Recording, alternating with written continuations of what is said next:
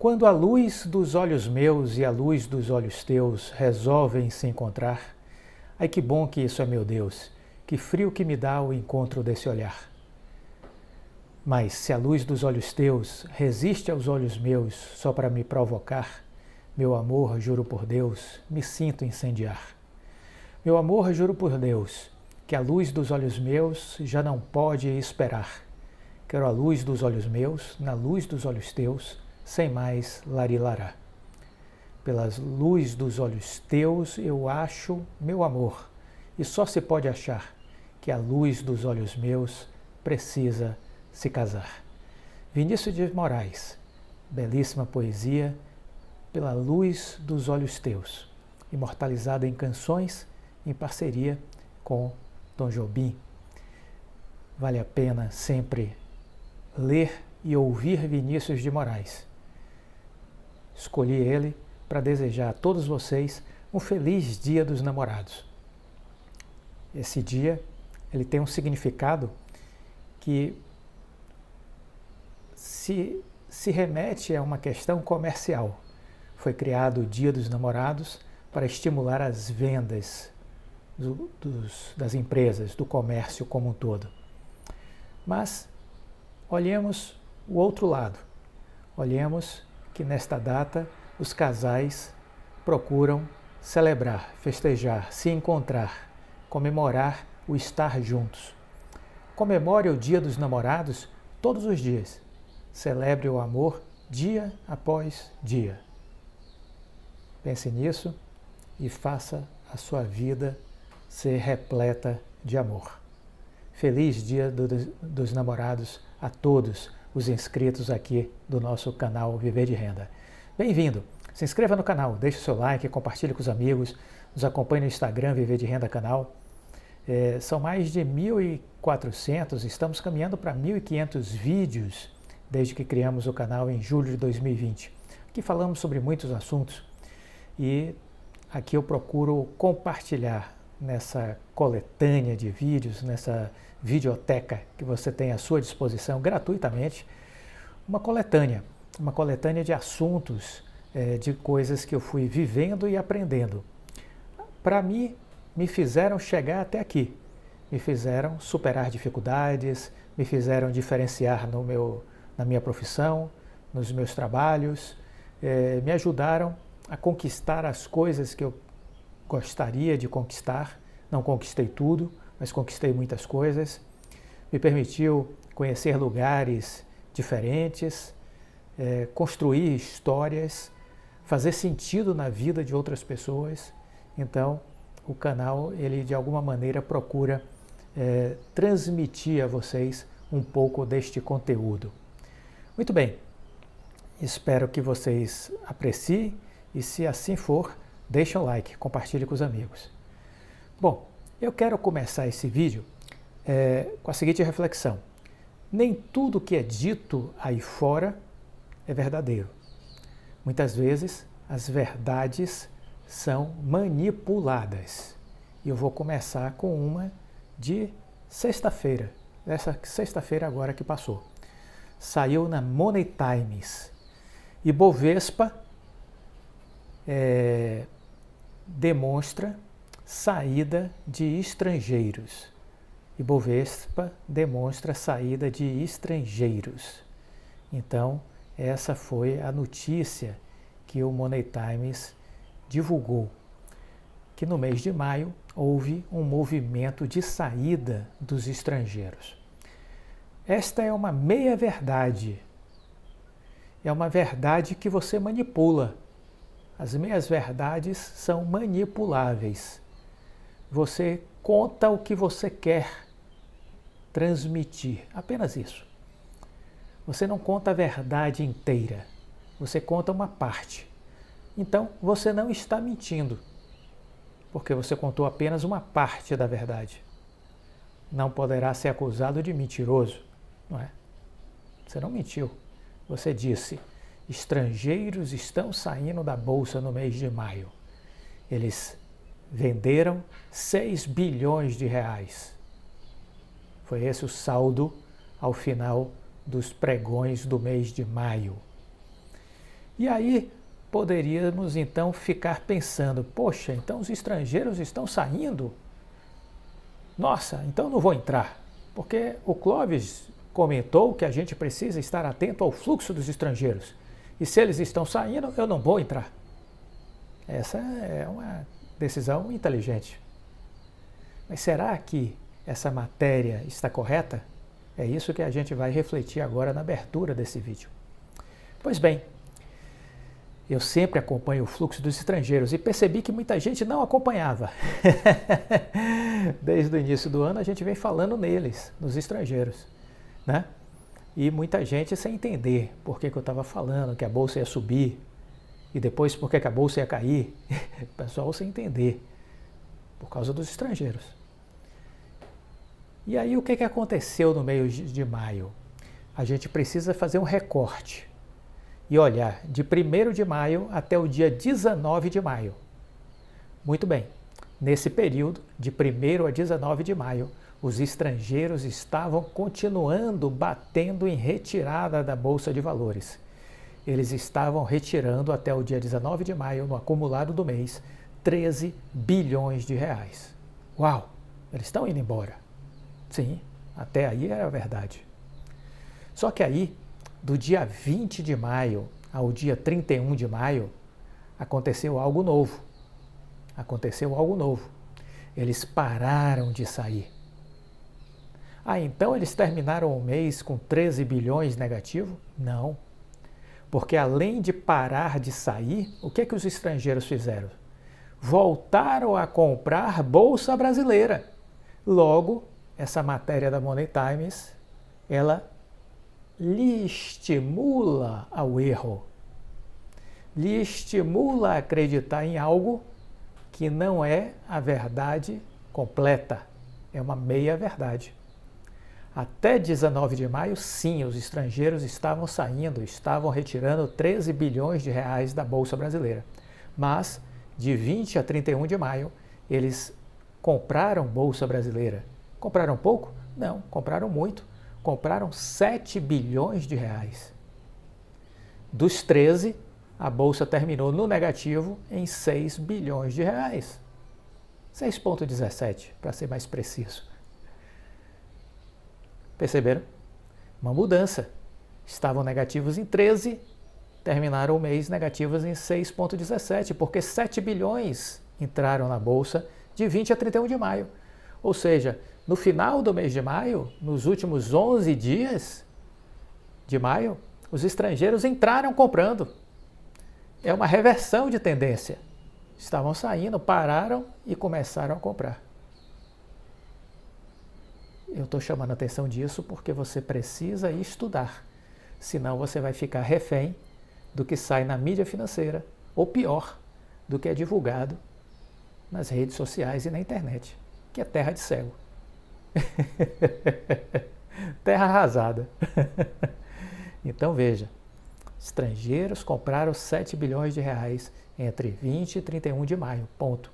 E em junho, de 1º a 3 de junho, que é o que eu posso já adiantar para vocês, de 1º a 3 de junho, eles entraram com mais 1,5 bi. Então veja, 7 bi do final de maio, com mais 1,5 bi, de 1º a 3 de junho, 8 bi e meio. Pararam aí, 6 e 7 eu também já tenho. Ficaram quase estáveis, mas ainda assim terminaram positivos. No dia 6 com 150 milhões de reais de saldo positivo e no dia 7 com 100 milhões de reais. São mais 250 milhões na conta. Então a gente tem 7 com mais 1,5 são 8 bi e meio, com mais 250 são 8 bi 750 milhões que os estrangeiros entraram na Bolsa de 20 de maio até 7 de junho. Vamos observar o que está acontecendo com os estrangeiros. A Bolsa nessa patamar de 105 mil pontos, ao meu ver, pode acelerar a entrada dos estrangeiros e o fluxo aumentar ao longo dessa semana, jogando a Bolsa para cima. Vai acontecer isso? Temos que acompanhar. Temos que acompanhar. Mas isso é importante entender. Isso é importante de acompanhar. Perceberam? É isso que eu queria chamar a atenção com relação a vocês com esse fluxo dos estrangeiros. Por que é importante? Porque 56, 58% do capital que circula na Bolsa Brasileira é dos estrangeiros. Temos que acompanhar. E olhando um indicador fundamentalista do preço sobre o lucro, como é que estão as empresas que estão na Bolsa Brasileira? Estão negociadas a 5,5 vezes. É o menor patamar em 20 anos. Empresas brasileiras baratas, de graça. Quando a gente compra empresa na Bolsa, Clóvis, na baixa, pode cair mais, não compra tudo de vez. Divide o lote do que você quer comprar em 3 parcelas. Compra 33,3%, deixa passar uma semana, 10 dias, compra mais 33,3%, deixa passar mais um período, compra 33,3% e fecha o seu lote que você queria comprar. Percebeu? Mas a hora de comprar é na baixa. Vai comprar quando? Na alta? Isso é coisa de estúpido. Coisa de que não estudou, não aprendeu, não tem conhecimento. Compra-se na baixa. Compra-se todas as empresas? Óbvio que não. Tem que estudar. Escolher as melhores. Porque nas baixas, nas correções, grandes empresas nos dão excelentes oportunidades de entrada. Isso nos ensina Warren Buffett. Então vamos aprender com o mago dos investimentos americano. Certo? Então é isso que a gente precisa raciocinar. E aí, corroborando um pouco com esse raciocínio, eu quero trazer um relatório do Banco Safra, que saiu o seguinte. O Joaquim Levy, que é um economista respeitado e tudo, ele está agora no Banco Safra, né? E aí ele comentou que o Ibovespa pode surpreender no segundo semestre. Ibovespa pode surpreender no segundo semestre, foi o que disse o Joaquim Levy, que hoje é o diretor de estratégia econômica e relações com o mercado do Safra. Isso foi um relatório que o Safra divulgou agora, semana que passou. Para Joaquim Levy, apesar do cenário econômico mundial ainda estar conturbado, apesar da economia brasileira estar ainda aí com taxa de juros em alta, com inflação em alta, com turbulências, ele acredita que a pressão inflacionária no Brasil vai diminuir e o país não tem um grande desequilíbrio. E isso pode levar o Ibovespa no segundo semestre a surpreender. Eu também acho. O mundo é dos otimistas. Não há uma criatura viva de sucesso na face da Terra pessimista que fez sucesso. Não há. Todas as pessoas que fizeram sucesso foram pessoas otimistas. Pode pesquisar. Pessoas que tinham o otimismo como característica. Para o diretor do Safra, o cenário econômico internacional continua conturbado, é verdade. E não tem ainda uma perspectiva de solução de curto prazo. Mas o Banco Central Europeu já deu sinal claro de que vai mexer na taxa de juros. O mercado aguarda para saber quando os juros começam a subir e até onde pode subir. Na China, a economia está dando sinais de acomodação. A diminuição na produção nos últimos 2 meses devido à Covid também causou um impacto no comércio internacional, podendo chegar inclusive aos Estados Unidos, pressionando ainda mais a inflação. Mas Levy destaca que enquanto a diferença grande entre a demanda e a oferta de mão de obra não diminuir, vai ser difícil baixar a inflação nos Estados Unidos. Por isso o Federal Reserve, diz Joaquim Levy, por isso o Federal Reserve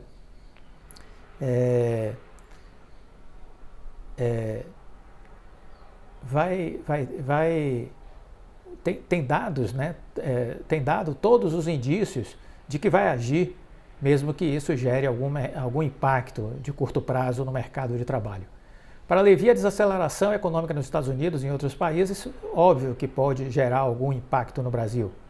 Mas a economia brasileira está vivendo um momento favorável e que se reflete nos números do PIB do primeiro TRI. Assim, o Ibovespa pode viver um momento positivo no segundo semestre. Apesar dos setores da indústria, agricultura não terem ido muito bem, o setor de serviços teve uma boa recuperação, enquanto do lado da demanda o consumo cresceu, refletindo as ações do governo. Para Levi, o Banco Central deve seguir com cautela, acompanhando a situação, para decidir em que momento poderá voltar a diminuir as taxas de juros, que podem subir mais um pouco na reunião agora de 15 de junho do Copom, e talvez suba ainda um pouco no próximo mês. Mas o fato é que estamos perto do fim da alta da taxa de juros no Brasil. A partir daí, todas as expectativas será a partir de quando o Banco Central começará a reduzir as taxas de juros. Vai mudar o foco das pessoas que estarão acompanhando a economia e o mundo dos investimentos. Então, é isso. Ainda nessa pegada de mudanças, os shopping centers no Brasil acreditam que terão um Dia dos Namorados acima da média, que vão vender muito. Essa é a expectativa dos shopping centers brasileiros, de que vão vender muito. O dia é celebrado hoje, né? Mas a maior parte da população tem intenção de fazer compras para essa data. Isso foi feito por meio de pesquisas nas semanas que antecederam a data do Dia dos Namorados e cruzando com dados de startups que usam inteligência artificial para levantar informações do varejo em especial. E uma pesquisa que foi desenvolvida aponta que a maioria dos consumidores vai fazer compras de presentes em shoppings, 49%, e a perspectiva é que as vendas para o Dia dos Namorados apontem um crescimento aí de cerca de 20% sobre a mesma data de 2021. O setor deve movimentar cerca de 4,2 bilhões de reais apenas entre os dias 6 e 12 de junho. Já o comércio eletrônico deve ter um faturamento de 6,7 bilhões de reais com o Dia dos Namorados. Então, para os pessimistas de plantão, o mundo real continua muito bem, manda lembranças e diz obrigado. Muito bem. Dito isso, vamos falar um pouco. Eu quero resgatar aqui uma questão que me parece importante. Foi o meu amigo Tripa Seca que me mandou uma mensagem essa semana e eu acho que vale a pena a gente refletir sobre ela.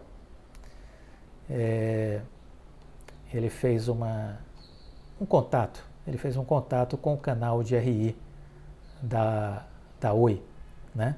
Fez um contato com o canal de RI da Oi. Coisa que eu sugiro que todo mundo sempre faça, entendeu? Tem dúvida, pergunta ao canal de RI. Tem dúvida, pergunta ao canal de RI. E aí ele disse o seguinte, mandou uma mensagem e aí responderam para ele. Aqui a resposta do canal de RI da Oi para o nosso amigo Tripa Seca. Diante das dúvidas recebidas pela companhia após a divulgação do fato relevante sobre as negociações da dívida com a Anatel, montamos este e-mail para esclarecer alguns pontos. Em breve histórico, após o aditamento ao plano de recuperação judicial ao final de 2020, a companhia reconheceu a existência de créditos com a Anatel inscritos na dívida ativa, no valor de 14,5 bilhões, na forma da Lei 13.988. Essa dívida foi negociada com uma redução de 50% e para ser paga em 84 parcelas. Os valores estavam contabilizados nos nossos apontamentos, né? E aí segue nessa resposta o canal de RI. Com a aprovação da Lei 14.112,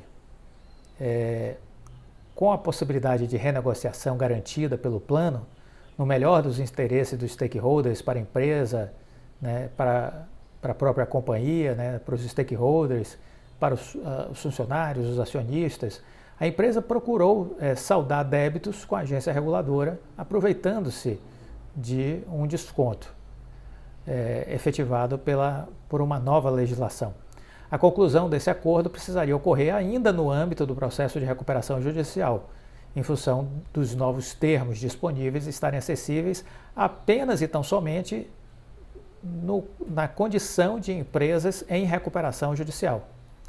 Após uma análise minuciosa de todas as variáveis envolvidas, a empresa chegou ao seguinte acordo: alongou o prazo da dívida para 126 meses, conseguiu uma carência de 6 meses, montou uma estratégia de pagamento não linear,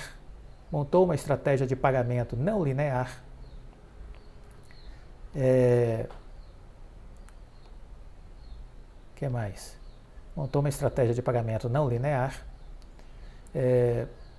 portanto, vão ser 132 parcelas mensais e o fluxo de pagamento ocorrerá conforme tabela colocada em anexo. Deste modo, chegamos a um termo de resolução de todas as pendências com a Anatel. Isso foi possível, portanto, fazendo uma aplicação de desconto de 50% sobre 14,5 bi, tendo uma correção pela Selic, e um desconto de 70% sobre novos valores que foram adicionados com esse desconto de 70% sobre esses novos valores adicionados. Com isso, juntando uma coisa com outra, ficamos com uma média de desconto de 55%, disse o RI da Oi, né? Disse o RI da Oi. Que mais? E aí eles lançaram uma planilha com os pagamentos que vão haver ao longo do tempo. Em maio de 2022 foi feito um pagamento, uma prestação de 10 milhões de reais. De dezembro de 2022 a dezembro de 2023 vão acontecer 13 pagamentos com parcelas de 10 milhões de reais, totalizando 130 milhões de reais. De janeiro de 24 a dezembro de 24 vão ter 12 parcelas de 40 milhões de reais, totalizando 480 milhões de reais. De janeiro de 25 a dezembro de 28 vão ter 48 parcelas de 50 milhões de reais, totalizando 2 bilhões e 400 milhões. Por fim, de janeiro de 29 a abril de 33, teremos 52 parcelas de 73 milhões, fazendo um total de 3 bilhões e 815 milhões de reais. Tudo isso somado, chegaremos à dívida total que ficou remanescente de 7,3 bi das multas da Anatel. Por que esse fluxo de caixa foi construído? A Oi explicou por que esse fluxo de caixa foi construído desta forma, não linear, e qual é a expectativa da Oi. A Oi deixa muito claro que ela está num processo de arbitragem com a Anatel. Essa arbitragem foi instaurada em 2021. Poderá estar sendo encerrada em 2023, até o final de 2023. Essa é uma expectativa do próprio presidente da empresa. E ela tem como objetivo discutir alguns pontos relacionados à equação econômica e financeira do contrato de concessão, que está em desequilíbrio há anos. A Anatel reconhece esse desequilíbrio, está tentando convencer a arbitragem, a mediação que foi contratada, que se contabilize apenas os últimos 5 anos do desequilíbrio econômico do contrato de concessão. As empresas de telecom estão querendo pegar o contrato todo e olhar quais são os desequilíbrios. Cabe à arbitragem o bom senso, à luz do quê? Dos padrões e procedimentos internacionais de mercado. E aí o que é que se espera? Que ao final disso, haja um encontro de contas e quem sabe essas últimas parcelas que a Anatel, que a Oi jogou para o fim, né, que são mais altas no fluxo de caixa, que essas últimas parcelas possam ser de repente anuladas por conta de recursos a receber por conta da arbitragem com a Anatel. Perceberam? Essa é a lógica que moveu a Oi nessa tomada de decisão. Essa foi a lógica que moveu a Oi nessa tomada de decisão. Por que isso é importante? Porque isso nos mostra o que pode acontecer lá na frente e que nos deixa, de certa forma, tranquilo para não ficarmos desesperados com essa dívida das multas da Anatel.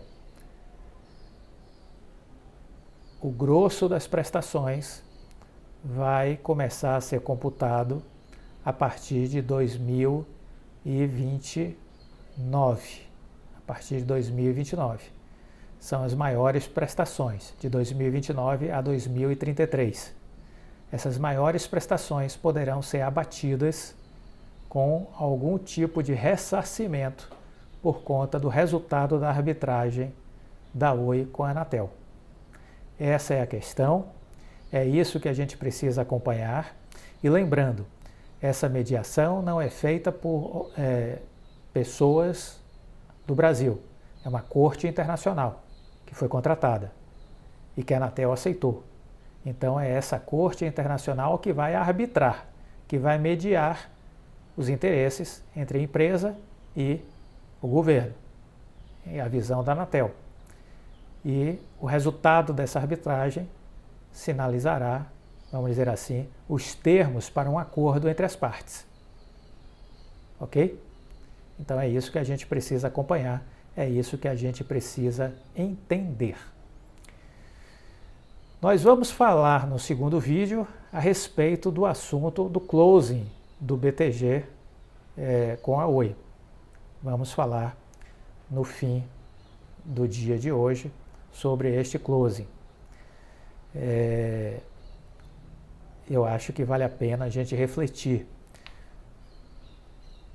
De toda sorte, eu andei dando uma olhada no book de ofertas essa semana, de diversas corretoras, né? Aí comecei a olhar Safra, comecei a olhar Ágora, Orama, XP, Itaú, e comecei a tentar entender um pouco o que estava acontecendo no livro de ofertas.